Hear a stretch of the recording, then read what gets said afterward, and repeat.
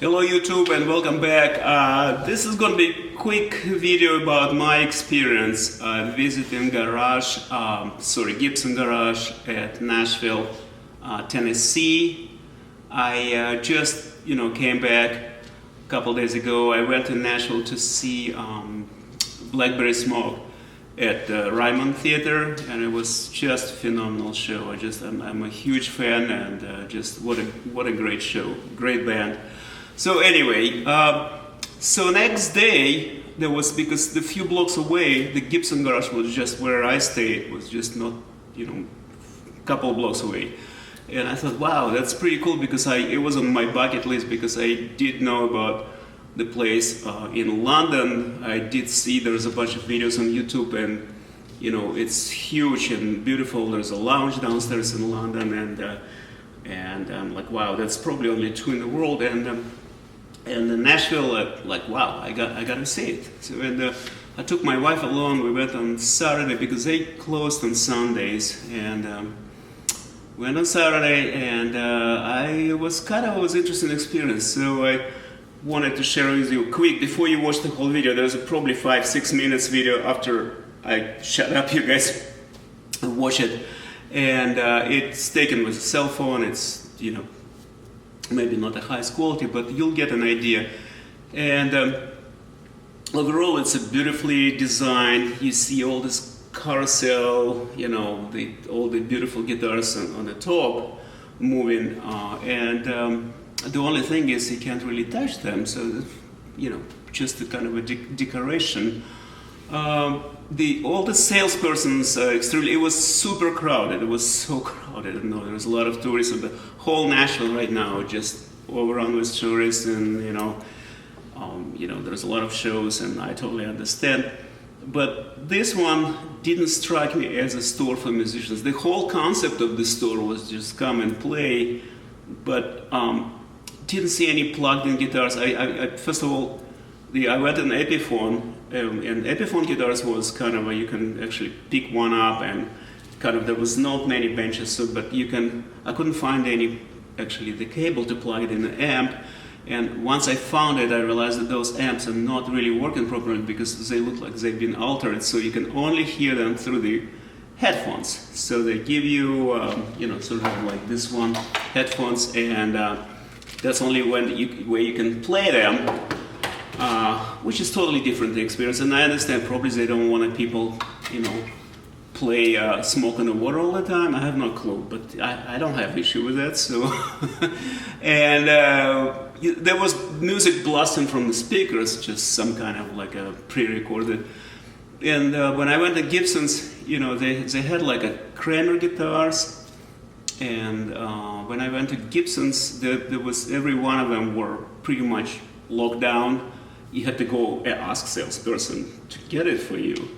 And once you get it, you need to figure out how to plug it, because most of them don't have cables. And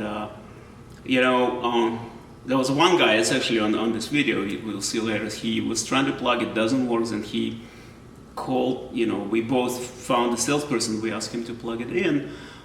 So he had this ES335 guitar, so the amp didn't work either. Then they had some issue with the headphones. Anyway, it was very, very kind of annoying, and I found the one I wanted to check out guitar, and also I had to find a salesperson. It took me like 5-7 minutes to unlock the guitar, and also I couldn't plug it in, I couldn't hear, so I didn't have a headphones either. So that was kind of like I would say negative experience, because my idea was, frankly, I thought the whole concept of this Gibson Garage, as they advertise, it's come and play, sort of the musician's place. It's not. It's mostly place buying T-shirts and merchandise. There's a hoodie, sweatshirts. I don't know what else. So, but anyway, the acoustic room is fine. It's actually you can actually pick one up and play, and there's some beautiful acoustics. It's a little better, but you don't have to plug them in. But those were unlocked, and frankly, I expected to be much better than any guitar center, and I was wrong because honestly, my local guitar center is changed, is slightly changed. It's gotten a little cleaner, and what they did, they moved from the top shelves, all expensive instruments. They actually moved it down. You can just grab it and play, American Fenders or $6,000, 335 Gibsons, and no issues. You don't need any salesperson, nothing. Which is great. I mean, it wasn't the case, just few months ago. They all were up there. You didn't have to find sales, to get it down for you. It was kind of annoying, and. Anyway, that was my experience I wanted to share with you, and I don't know, maybe you guys have different opinion. Any of you who visited this Gibson Garage, please let me know and comment. Maybe it was just a busy day, I don't know. I also don't think that's a place professionals would go, and it didn't seem to me. First of all, I didn't see any guitars there, but people buying out. There was, except one, I spent half an hour. There was one mom was buying the guitar for her kid, and I briefly talked to this kid, and guess what? He had purchased for him the Black Beauty Custom, which is insane. And he was probably 15 years old, and I'm like, boy, what the times certainly changed, because when I was 15 years old, I wouldn't even dream of $50 guitars. So I was kind of like, I think I made it myself, the first one, so even pickups. Anyway, that was interesting. And but anyway, it's like I'm talking about professional musicians, which they probably buy. Maybe there is a lounge downstairs hidden, like they say in London. When you guys, there's a lot of million of YouTube videos about this garage, Gibson Garage in London. They have like fancy lounge downstairs, and maybe this one has two for some famous people coming in and check those expensive guitars. But I'm frankly disappointed because I don't get it. In fact, the Gibson headquarters in the same building. It's a cool like red brick industrial building. So they have a headquarters in the same building. Don't they? They could put like few dozen guitars as a floor models without, I understand the small mom and pop shows and, retailers, they pay the money for those guitars. They put on the floor, they don't want them to scratch or damage, or, they don't want them to use because they have to sell it. But for Gibson, come on, they could have those like, even custom shop guitars, few dozen in the store for people to try them on. That's not a big deal really, because I thought that's how it's gonna be, but it's not. So I'm sorry, but this is my opinion. But again, I'm not a pro. I'm just a couch player, amateur, beginner pretty much. I started a year ago, but this is my most expensive one, and used from Guitar Center for about $900, I think, total. This studio, Les Paul studio, and I'm pretty happy with that. So my elusive dream is 335, but I've got my Ibanez, kind of like 335, my AS53, which I'm happy for now. So anyway, please, I'll shut up. Please enjoy the video, guys, and comment if you have any thoughts about it. It would be interesting to read your comments, and enjoy the video. Bye. Alright, here's the Gibson Garage, which was on my bucket list for a while, and we'll go and check it out. There's only two of them in the world, I think. The second one in London, and we are in Nashville, Tennessee, right here. A lot of newer constructions, and the Gibson headquarters is supposed to be somewhere in this building, and okay, I'm kind of excited. Let's go check it out.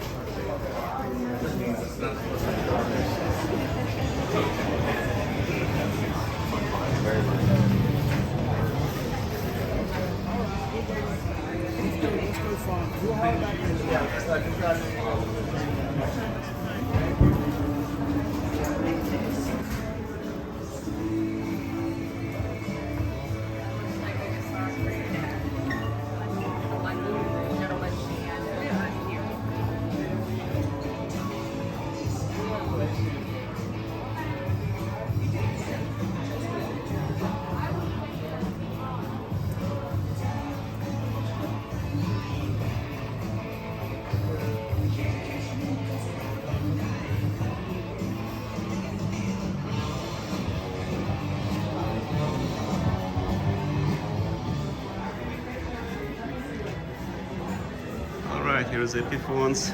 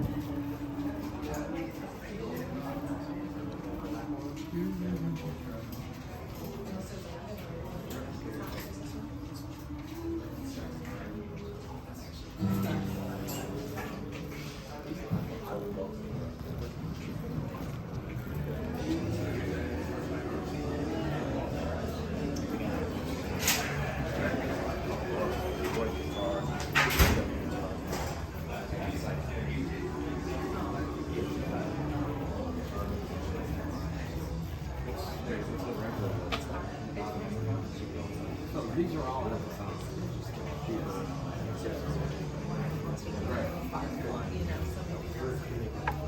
yes.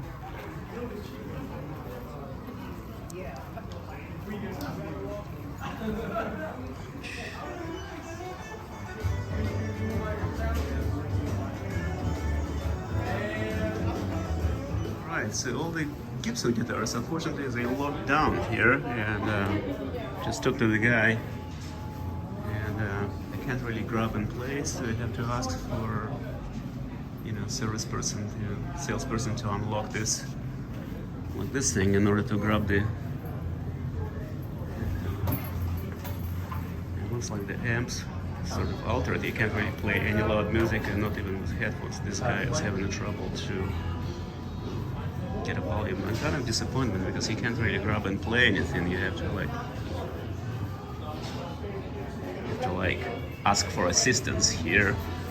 It's a little bummer, but what the hell, we'll try. Okay, so let's G's here.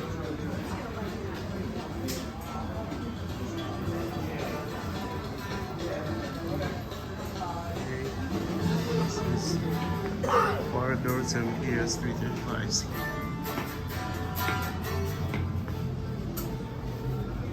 This is beautiful. 60 slim neck. Beautiful ES335, but price is crazy. 5,200. Okay, 5,300, pretty much insane.